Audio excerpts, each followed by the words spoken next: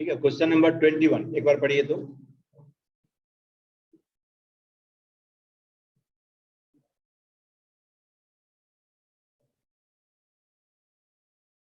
Question number 21 कहता है Ravi obtained 70 and 75 marks in first 2 unit test. ठीक है, कि 2 यूनिट टेस्ट में रवि के मार्क्स है 70 और 75। यूनिट टेस्ट 1, यूनिट टेस्ट 2, इसमें 70 मार्क्स हैं और इसमें 75 marks in first 2 unit test. कह रहा find the minimum marks he should get in the third test to have an average of at least 60 marks. Third test होना है, ठीक है। इसमें x मार्क्स ये पाया जिससे कि तीनों का एवरेज x + 70 + 75/3 ये 60 या 60 से ज्यादा हो, यही कह रहा है। तो x की वैल्यू निकालनी है, हो जाएगा। ये क्वेश्चन नंबर 21। 22 देखिए, 22 में कहता है to receive grade A in a course one must obtain an average of 90 marks और more in 5 examination each of 100 marks. 100 marks का पेपर है, तो एवरेज 90 या 90 से ज्यादा आना चाहिए पांचों पेपर मिला करके, तो ग्रेड A मिलेगा उसको, है ना। तो कह रहा है कि if Sunita's marks in the first 4, फिर सेम क्वेश्चन, सिमिलर क्वेश्चन है 22 में। 4 में मार्क्स दिया हुआ है 87, 92, 94, ठीक है, और 95 से 5th में x मार्क्स पाया। समझ गए? इसका एवरेज कितना होना चाहिए? 90 या 90 से ज्यादा, ग्रेटर देन और इक्वल टू 90, सेम चीज है। समझ गए कि पांचों to receive grade A in a course one must obtain an average of 90 marks or more in 5 examinations each of 100 marks if Sunita's marks in the first 4 examinations are listed, है ना। Find minimum marks that Sunita must obtain in the 5th examination to grade A, to get grade A in the course। यही है, x निकालना है, ठीक। Next देखिए, find all parts of conjugative, all pairs of conjugative odd positive integers both of which are smaller than 10, both of which are smaller than 10 such that their sum is more than 11। ठीक है। 23rd में कहता है कि ऐसे odd numbers का pair बताओ जो 10 से छोटा है और उसका सम 11 से ज्यादा है ना, इज मोर देन 11। समझ गया? तो 2 कंसेक्यूटिव ऑड इंटीजर में कितने का गैप होगा? 2 का। 2 कंसेक्यूटिव ऑड और इवन इंटीजर में 2 का गैप होता है। तो find all pairs of consecutive odd integers. तो एक ऑड इंटीजर x ले लिए तो दूसरा क्या होगा? x + 2, है ना। ये 11 इज मोर देन 11, ठीक है। और x + 2 की वैल्यू भी 10 से कम होनी चाहिए, मतलब x is less than 8, x is less than 8। समझ गए? अब लिख लीजिए कि 2x is more than 9, x is more than 9/2 but it has to be less than 8। यहां से आया condition, x has to be less than 8। तो 4.5 और 8 के बीच में जो नंबर सब है लिख दीजिए। x 5 नहीं, ऑड इंटीजर होना चाहिए 7, ठीक है। 5 और 7 ये होगा। तो x की वैल्यू मतलब ऑड इंटीजर्स का जो पेयर होगा, एक 5 है तो दूसरा 7, एक 7 है तो दूसरा 9, ये 2 पेयर्स होगा। समझ गए कि 5 7 7 9 ये 2 कंसेक्यूटिव ऑड इंटीजर्स का पेयर है जिसमें कि दोनों लेस देन 10 है और दोनों का सम मोर देन 11। समझ गए कैसे निकालते हैं? नेक्स्ट है आपका find all pairs of consecutive even positive, ये भी वैसा ही होगा, even positive integers both of which are larger than 5 such that their sum is less than 23, है ना, sum is less than 23। अब उसी तरह से पेयर बना लीजिए 24, यहां पर भी वही x plus 2 is less than 23, ठीक है, इसका मतलब 2x is less than 21, मतलब x is less than 10.5। दूसरी बात यह है कि हर नंबर कहता है लार्जर देन 5, है ना, तो इसका मतलब x plus 2 x भी लार्जर है, तो छोटे वाले को भी दिखा दीजिए कि उससे 5 से बड़ा है, x इज मोर देन 5 आ गया। तो अब x is less than 10.5 but it has to be more than 5 और x इज इवन, तो आप क्या क्या ले सकते हैं, x की वैल्यू हो सकती है 6, x की वैल्यू हो सकती है 8, x की वैल्यू हो सकती है 10 आ गया। तो 8 6 के साथ 8 का पेयर, 8 के साथ 10 का पेयर, 10 के साथ 12, समझ गए, ये आ गया, ये 3 पेयर है आपके पास में जो भी सेलेक्ट करना है।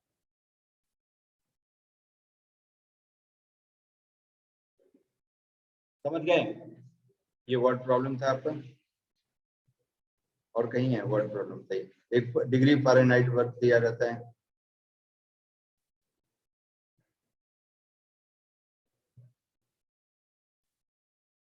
मिसलेनियस में कहीं होगा।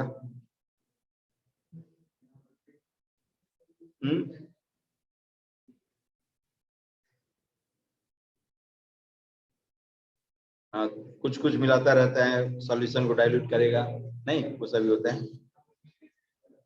मिसलेनियस का 11, देखिए ये डिग्री सेल्सियस कौन सा है, हाँ ये है, और ये आपको जानना भी ऐसे जरूरी है, नहीं जैसे डिग्री और फ़ारेनहाइट में, डिग्री स्केल और फ़ारेनहाइट स्केल में क्या रिलेशन होता है वो आप इससे सीख सकते हैं, है ना। समझ गया कि फ़ारेनहाइट स्केल में मिनिमम टेम्परेचर जो होता है 32 डिग्री होता है ना, और इसमें 180 ऐड करें तो मैक्सिमम होता है 32 डिग्री, और ये आपका कितना हो गया 212, है ना, ठीक है। और डिग्री सेल्सियस में ये फ़ारेनहाइट में जो 32 डिग्री है वो इस 0 डिग्री के इक्विवेलेंट होता है, और इसका जो 212 डिग्री है ये इसके 100 डिग्री के इक्विवेलेंट होता है, ठीक है। तो जो रेंज आप लिखते हैं यही f-32 और upon 212 - 32 is equal to c - 0 और अपॉन 100 - 0, यही सब लिखा होता है रिलेशन में, जो दिया होगा वैसे दे देगा इसमें, लेकिन ये हमें जानना भी चाहिए। तो f-32 और अपॉन कितना आ गया 180 is equal to c upon 100, 29 और 25, यही रिलेशन यूजुअली दिया हुआ होता है, f-32 और upon 9 equal to c upon 5, ठीक है। तो कितना डिग्री सेल्सियस कितने फ़ारेनहाइट के इक्वल होगा वो आप इस रिलेशन से निकाल सकते हैं, है ना। जैसे 5 डिग्री सेल्सियस है तो c के जगह पर 5 रखिए, उसका फ़ारेनहाइट इक्विवेलेंट बता देगा, समझ गए। तो यही रिलेशन यूजुअली दिया होता है। अब इसमें देखिए कहाँ है 11 में, हाँ f equal to 9/5c plus 32, तो f-32 अपॉन 9 करिए c/5 आ जाएगा, यही है।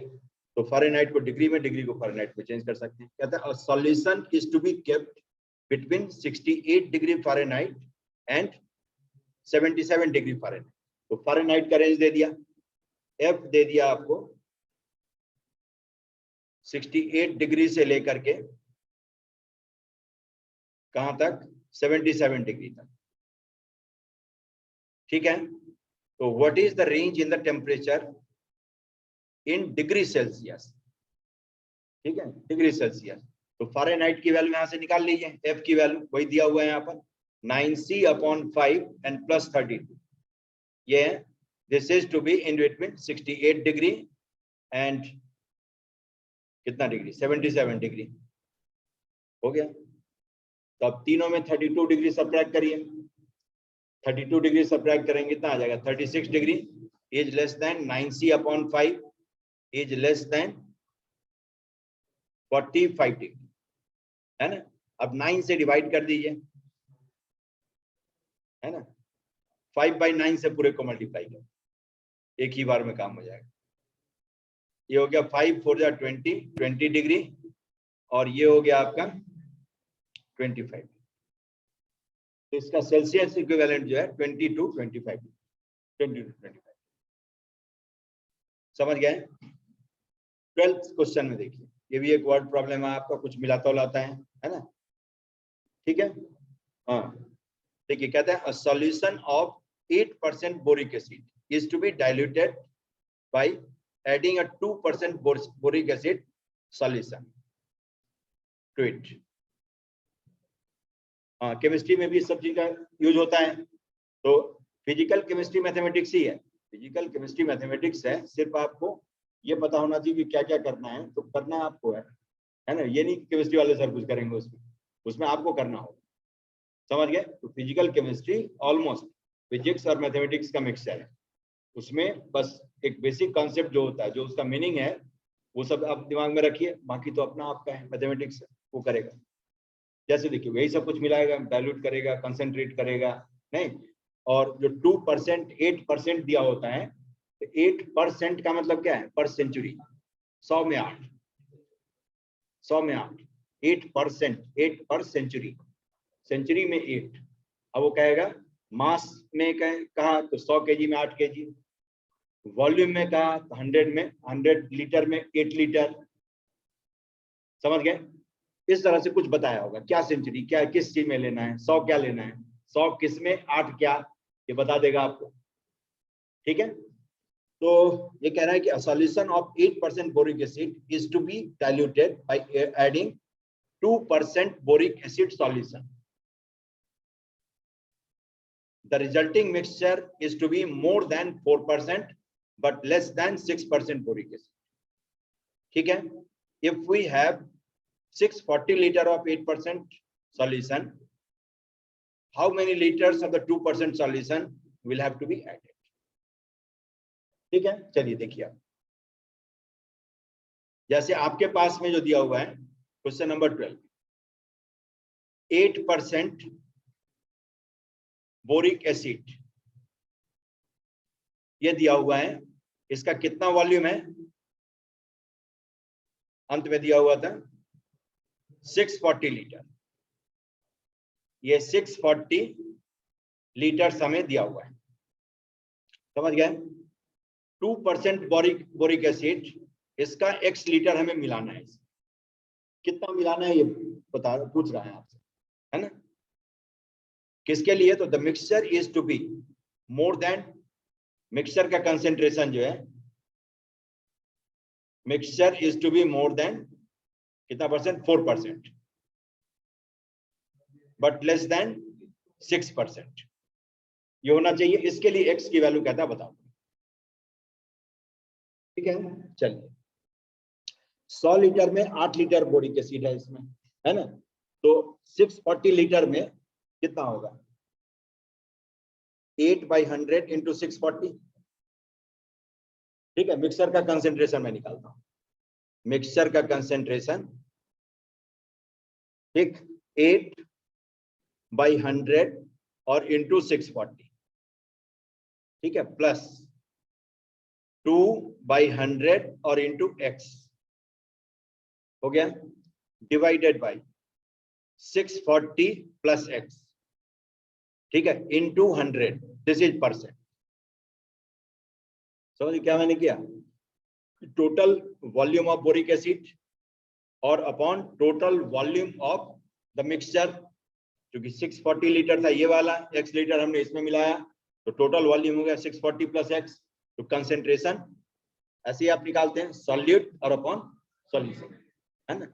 सॉल्यूशन, सॉल्यूशन, सॉल्वेंट नहीं, सॉल्यूशन, पूरे सॉल्यूशन में कितना है वो दिया हुआ है, ठीक है। पूरे सॉल्यूशन में कितने, 100 लीटर सॉल्यूशन है, उसमें 8 लीटर आपका बोरिक एसिड है, यानी कि 100 लीटर सॉल्वेंट है और उसमें 8 लीटर टपकाया हुआ है ऐसे पूरे वॉल्यूम, है ना, समझ गए। तो ये 640 प्लस एक्स, ये हो गया टोटल वॉल्यूम।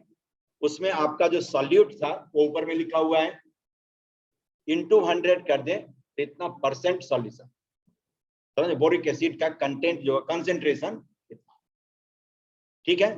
अब ये मिक्सचर कहता है आपको 4% से 6% के बीच होनी चाहिए। अब इसको लिख दीजिए, this is to be in between 4 and 6। अब देखिए 100 से 100 को हटा दिए, हो गया।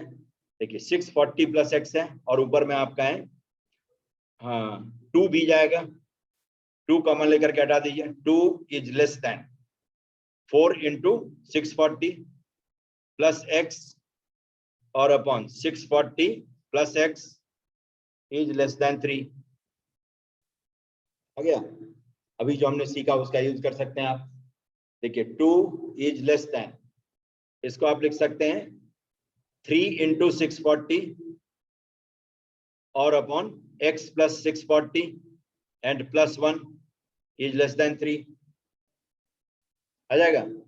x प्लस 640 अलग करके डिवाइड कर दिए सेपरेटली, 1 सब्ट्रैक्ट करिए तो 1, 3 into 640 divided by x plus 640 is less then 2। आ गया। अब उल्टा कर दीजिए, क्योंकि x आपका नीचे में, तो 1 का रेसिप्रोकल 1, x प्लस 640 और upon 3 into 640 is less then 1/2। अब मल्टीप्लाई कर दीजिए, कहाँ, हाँ 640, 3 इंटू 640 कौन सा,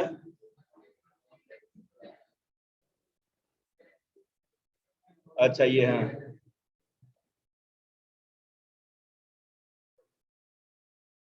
इज मोर देन, ये इनइक्वालिटी चेंज हो गई, x plus 640 is more then 3 into 640/2।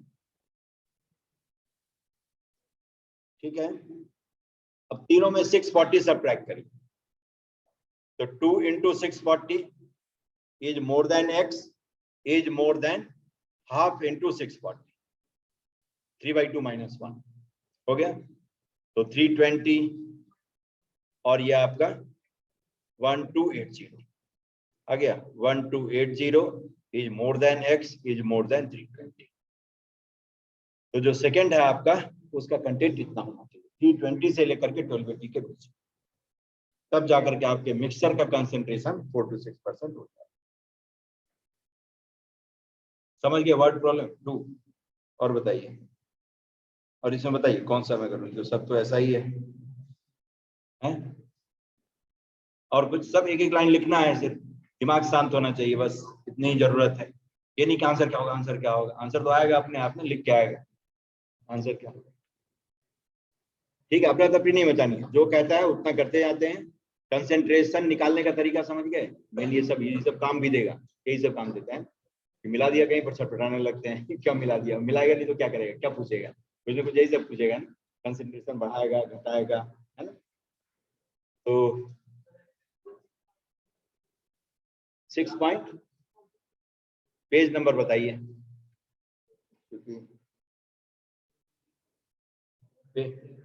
Page number बताइए तो 127।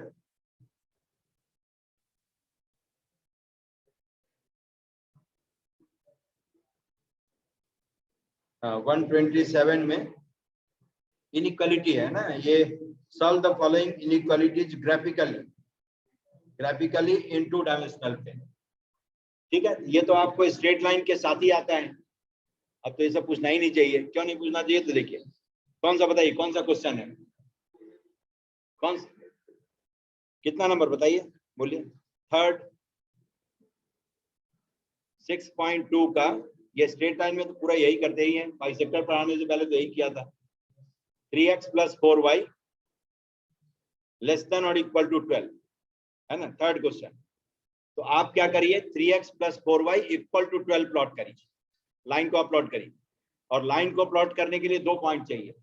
x को 0 करिए, y की वैल्यू निकालिए, और y को 0 करिए, x की वैल्यू निकालिए। सबसे सस्ता तरीका है ना, क्योंकि ये दोनों कोऑर्डिनेट एक्सिस का पॉइंट मिल जाएगा।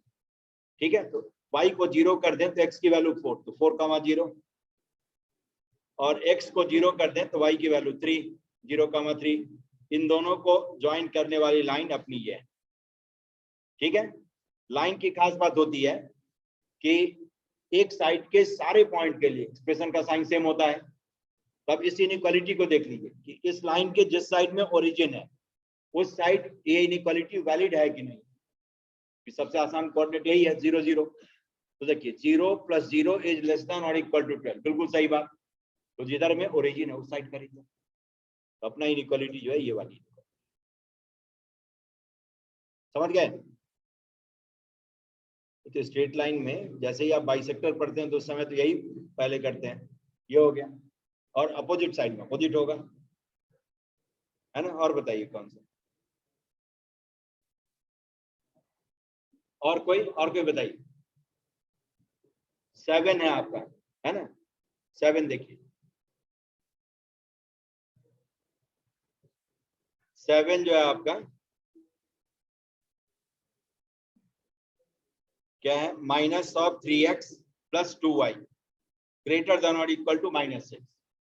ठीक है, तो -3x + 2y equal to -6 plot कर दी।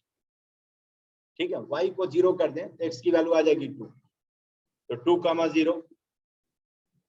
x को 0 कर दें तो y की वैल्यू आ जाएगी -3, तो 0,-3, ये हो गया। अब इन दोनों को ज्वाइन करने वाली लाइन प्लॉट करिए, ये हो गया।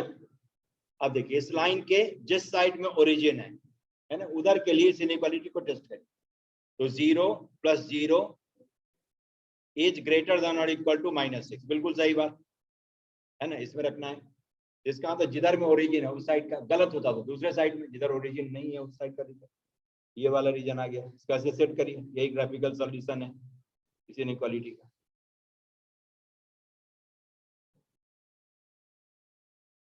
समझ गए, हो जाएगा। चलिए और बताइए, और बोलिए।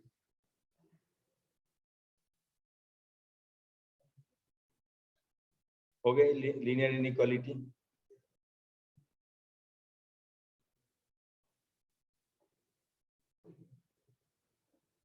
ठीक है, तो देख रहे हैं कितने सेकंड का काम है ऐसा, है ना। सेकंड का काम होता है, उसके लिए क्या, तो बंद कर दिया, तुरंत बोलते हैं ना।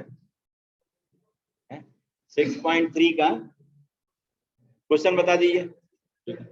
हाँ, अच्छा रुकिए मैं देखता हूँ ओपन हो जाए कहीं। हाँ हो जाएगा, चलिए 6 पॉइंट,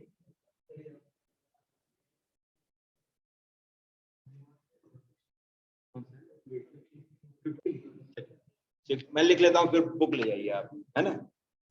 15 है, 6.3 का question number 15। x + 2y is less than और equal to 10, x + y is greater than और equal to 1, x - y less than और equal to 0, x greater than और equal to 0, y greater than और equal to.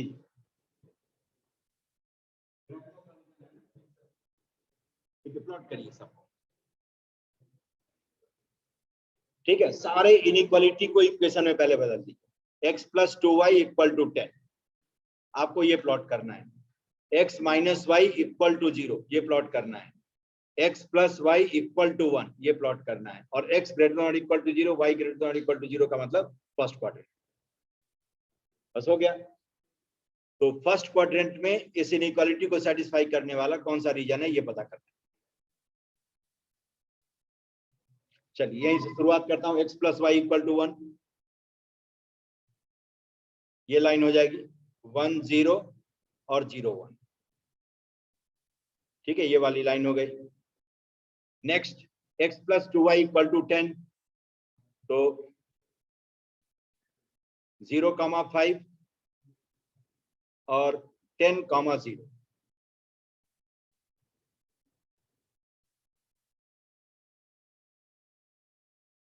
ये वाली line हो गई, ये हो गया आपका x + 2y = 10, ठीक है, और y = x।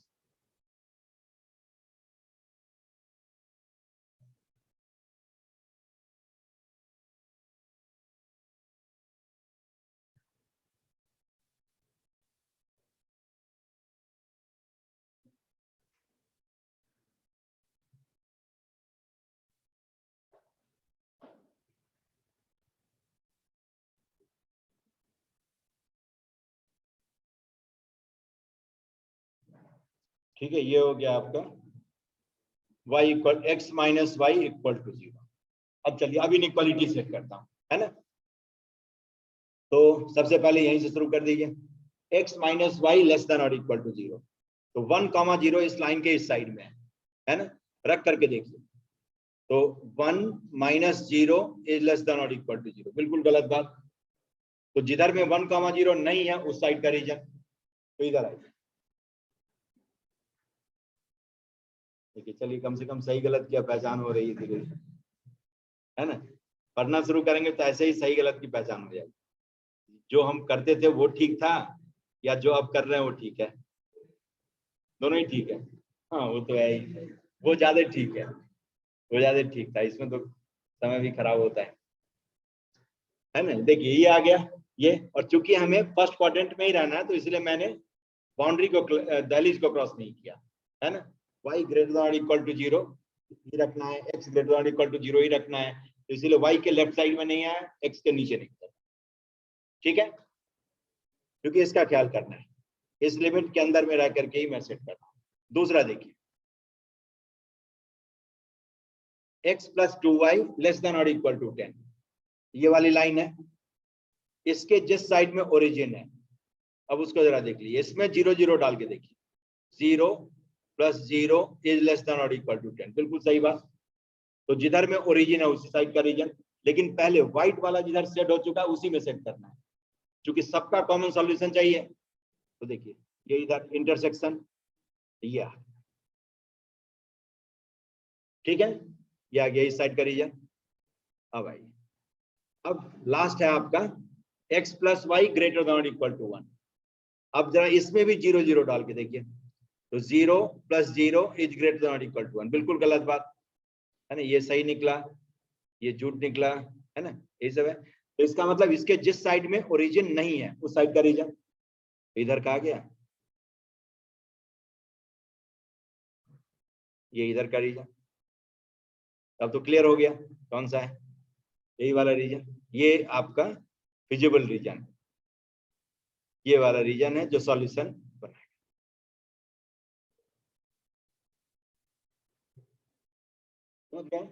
ये रीजन x + y = 1 के ऊपर, x + 2y = 10 के नीचे, है ना, और y = x लाइन के लेफ्ट साइड, फर्स्ट क्वाड्रेंट का जो रीजन है वो अपना सॉल्यूशन, ये वाला सॉल्यूशन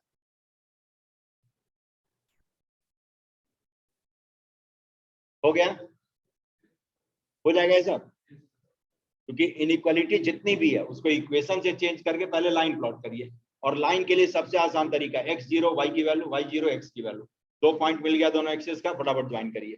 बाय द ओरिजिन से पास होने वाली लाइन नहीं है, तब ओरिजिन से पास होने वाली है, ऐसे y = x की तरफ खींच लीजिए, है ना, हो जाएगा। उसके बाद क्या करना है, उस लाइन के किसी एक साइड का कोई नोन पॉइंट जो आपको दिखता हो उसको डाल करके देख लीजिए इनइक्वालिटी में, सही निकले तो उसी साइड का, गलत निकले तो दूसरे साइड, ठीक है। तो इस तरह सेट करते जाइए, और जब इस तरह से डिफरेंट इनइक्वालिटी है उन सबका कॉमन सॉल्यूशन कहता है, तो वो रीजन जिसमें सारे इनइक्वालिटी वाली लाइन उसको घेर लीजिए, वही आपका फिजिबल सॉल्यूशन है, कोई सॉल्यूशन वाला रीजन है ना, जिसको फिजिबल रीजन कहते हैं। समझ गए?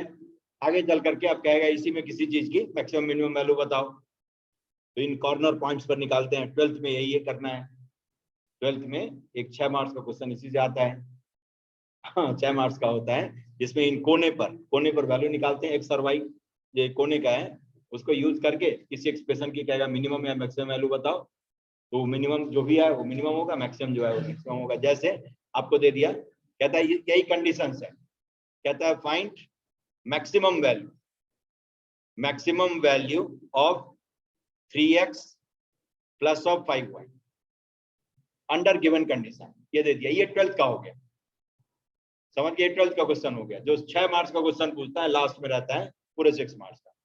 तो z ले लीजिए 3x प्लस 4y, वहां पर भी यही सिखाया जाएगा कि ऐसे प्लॉट करते हैं प्लॉट, वो बाद में बताया जाएगा जब वहां पहुंच जाएंगे। तब इन 4 पॉइंट है, एक कॉर्नर A B C और D है ना, D, इन चारों पॉइंट का कोऑर्डिनेट निकाल लीजिए। जैसे A का कोऑर्डिनेट लिख सकते हैं, y इक्वल टू x है तो हाफ कॉमा हाफ है ना, इसमें y इक्वल टू x डाल दीजिए तो 3x हो गया, 10/3 कॉमा 10/3, समझ गए? तो आप क्या करेंगे, इस z की वैल्यू a पर निकालिए।